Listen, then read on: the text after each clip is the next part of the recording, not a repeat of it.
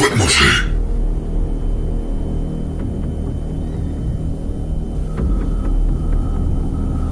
Mange. C'est pour de manger, on a tout pour jouer là. Ouais, j'arrive.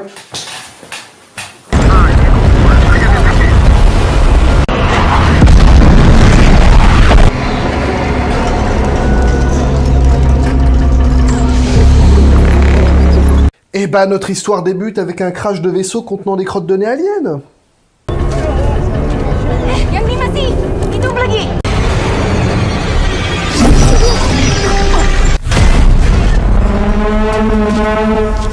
Fraîchement arrivé sur notre planète, voici donc... Ah non. Ah non. Non, lui c'est Riot. Riot, un symbiote bien plus méchant que notre Venom. Et dont le nom ressemble étrangement au mot rillette. Bonjour, chérie. Je suis réveillé. Raté. Ouais, je suis réveillé. Tiens, ton oreiller bouge pas. Merci. Café.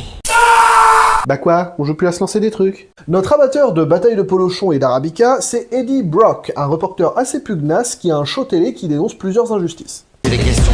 Le nombre de sans-abri ne cesse de croître et ils sont des milliers à San Francisco. Il est convoqué chez son patron parce que la Life Foundation, l'entreprise à qui appartient le vaisseau qu'on a vu au début, demande une interview. Eddie, impossible de te garer là, mon pote. Qu'est-ce que tu racontes? Y a rien d'impossible. Carlton Drake. Il veut parler de ses fusées, garantir au public qu'elles sont sûres et que ce crash était exceptionnel. C'est un escroc. Sois sympa pour une fois, Eddie, épargne-nous tes conneries. D'accord. Eh oh là, je peux savoir ce que vous faites avec ma moto? Ah bah c'est toi qui as dit que rien n'était impossible, hein. Alors en théorie, enlever ta bécane d'une place handicapée, ça l'est pas non plus, hein. L'interview étant le lendemain, il s'accorde une petite soirée en amoureux. En fait, je suis venu à San Francisco pour toi. Pour moi. Tu es mon refuge. Tais-toi et embrasse-moi. Allez, on demande l'addition.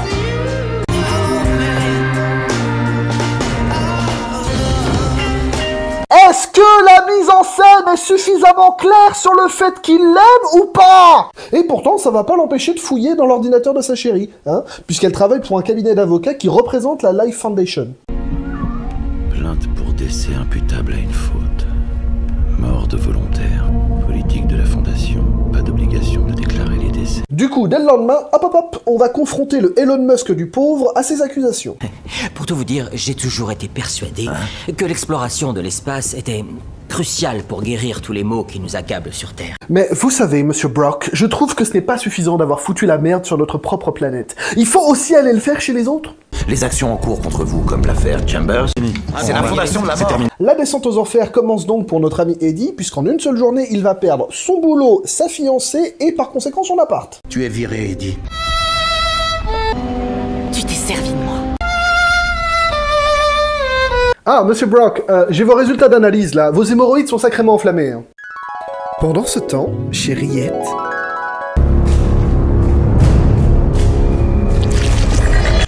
C'est toi le chat. 6 mois plus tard, Carlton Drake se prépare un civet de lapin à la moutarde. Interaction biologique entre deux organismes. Ces créatures ont besoin de s'associer à un hôte respiratoire pour survivre tant qu'elles se trouvent dans un environnement riche en oxygène. Testons sur l'humain. Oh, il est beaucoup trop tôt pour ne serait-ce Vous qu'envisager ce genre participez de... à une découverte scientifique majeure, alors gardez votre sang-froid.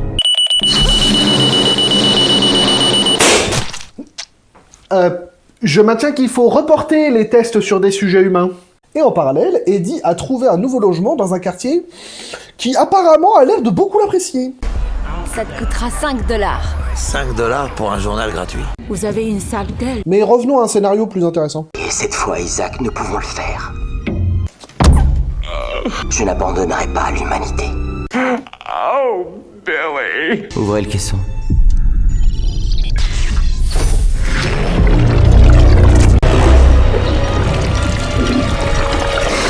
Un petit bisou. Évidemment, ça pouvait pas marcher du premier coup, et cela va d'ailleurs coûter la vie aux cobayes. Et c'est là qu'une scientifique de l'équipe se dit « Oh bah peut-être que tester des organismes aliens sur des gens au point de les tuer, c'est pas si cool !» Et de son côté, Eddie, entre deux recherches d'emploi, veut reconquérir Annie. J'attends à l'intérieur. Et il a une clé. Tu sais qu'il a une clé. Ouais, faut bien qu'il entre. Est-ce qu'on va essayer de recoller les morceaux? Oui, enfile ton slip léopard, j'arrive. Ouais, bien sûr qu'on va recoller les morceaux, Eddie. Hein. Ouais. de fou. Abattu et désespéré, Eddie se fait retrouver par la scientifique qui adhère mort et se laisse convaincre d'aller enquêter dans les labos de la Life Foundation. S'il vous plaît, écoutez-moi. Toutes ces choses dont vous l'accusiez, vous aviez raison. Il se sert d'eux comme des cobayes et il meurt. Vite, entrez s'il vous plaît. Ne touchez à rien. Ouais, je touche rien.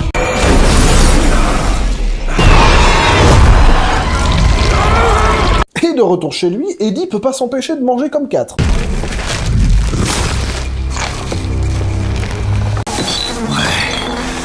Alors, je sais bien que les revenus sont maigres et que t'as la dalle, mais...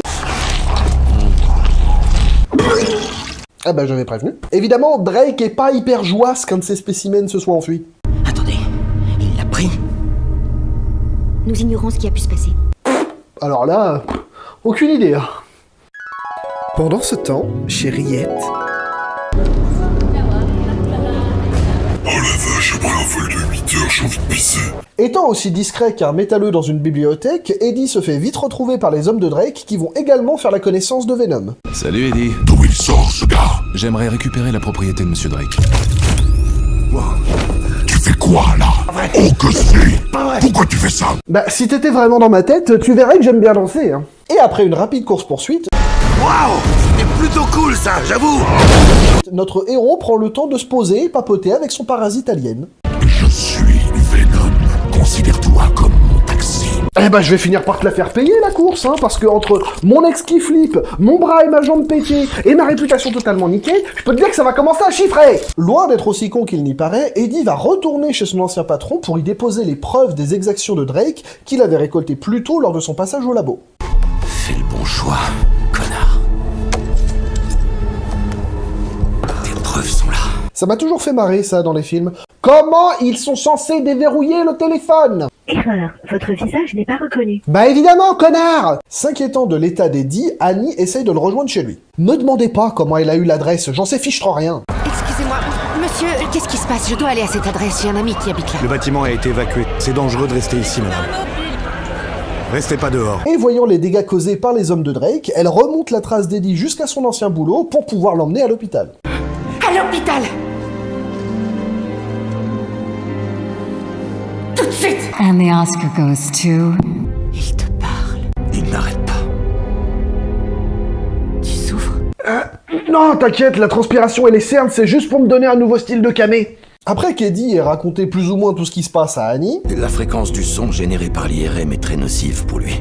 Et le feu? Ils arrivent à l'hôpital où travaille son nouveau mec, et après quelques analyses, ils découvrent que Venom est en train de grignoter Eddie de l'intérieur. Vous êtes en train de le tuer. Ils ne savent pas de quoi ils parlent. Écoutez, le temps presse. Nous devons partir d'ici.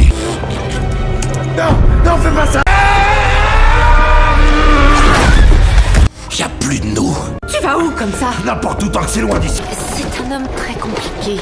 Nathan, y a rien entre Eddie et moi, t'as pas à t'inquiéter. Je ne parle pas de vous deux. Non, là, je te parle de ce machin. Ah merde. Pendant ce temps, chez Riette... Tu t'es perdu? Aboule ton côté.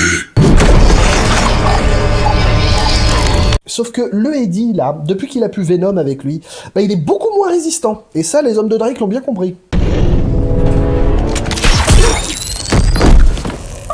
C'est quoi le plan? Me faire marcher jusqu'à ce que la mort nous sépare? Je crois pas au karma. Salut, Eddie. Ah, et après sa fuite, Venom a pris possession d'Annie. Oh, alors c'est ça que ça fait d'avoir des nichons. Non mais oh! Ah bah je suis désolé, hein, mais ce ressort scénaristique n'est là que parce que ce beauf de réal voulait montrer Venom avec des nichons. Sinon, de leur côté, Riette et Elon Musk veulent faire décoller la fusée de ce dernier pour aller chercher tous ses petits copains dans l'espace. C'est moi qui piloterai le vaisseau. Vous? Oui, moi. Eh bah oui, écoutez, avec ma bite, mon couteau et mon symbiote, on part pour l'espace! Si nous n'arrêtons pas Riot, il va revenir avec des millions d'autres comme moi. Qu'est-ce qui t'a fait changer d'avis?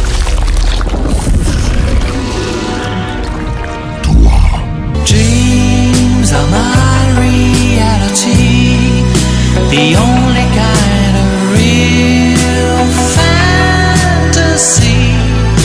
Et c'est donc après un combat acharné que Venom détruit le vaisseau avec Riette à l'intérieur. Traître, on vous souhaite bon vent. C'est pas censé être une vitre capable de résister au vide de l'espace? Donc en théorie, ce qu'il entend, c'est... traître.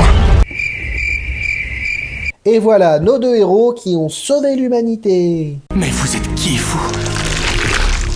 Nous sommes Venom.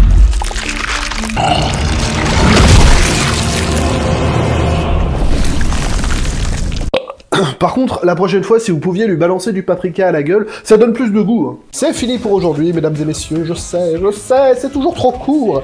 Mais si jamais ça vous a plu, vous savez quoi faire. Et si vous n'avez pas encore fait la transition entre l'ambiance macabre d'Halloween et l'ambiance festive de Noël, je vous invite à aller voir la vidéo sortie la semaine dernière sur la chaîne qui vous conseille 5 films pour Halloween. N'oubliez pas de commenter en dessous de la vidéo les films que vous voudriez voir passer dans l'émission, likez, abonnez-vous, mettez la cloche, vous connaissez la musique, et moi je vous dis à la prochaine, le petit macron. Vous voulez même pas